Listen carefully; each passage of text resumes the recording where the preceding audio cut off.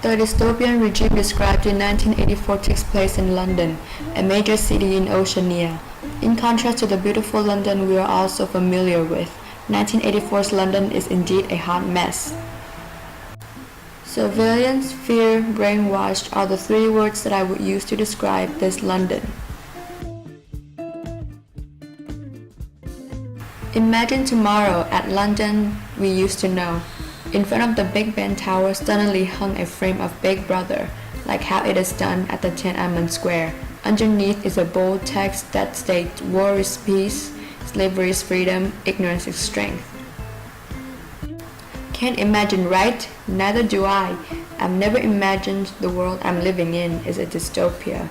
But it is scary how the world we're living in today slowly and stealthily turns into the one in 1984. First, this novel is relatively applicable to our current society because it talks about universal themes and topics, one of which is war. The perpetual war that Oceania is experiencing in the novel drains the country's resources. Besides commenting on a topic that affects countries at a global scale, it also touches on interpersonal relationship between human beings, which is trust.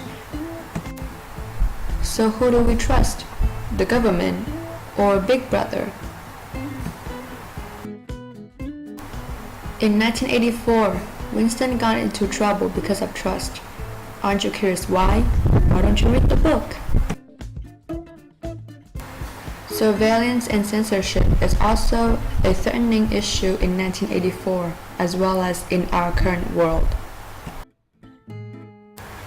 If you remember, in 2013, Edward Snowden revealed that the US government listens to people's phone calls. And also in Korea, it installs CCTV all over the place. The technological ability today makes it relatively easier for governments to distort news and facts, or even fabricate them. As Winston stated, someday the government will make us believe 2 plus 2 equals 5.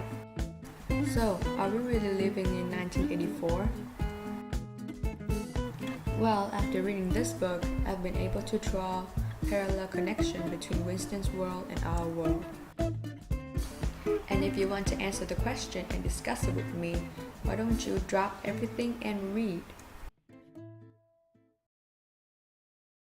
Created using Powtoon.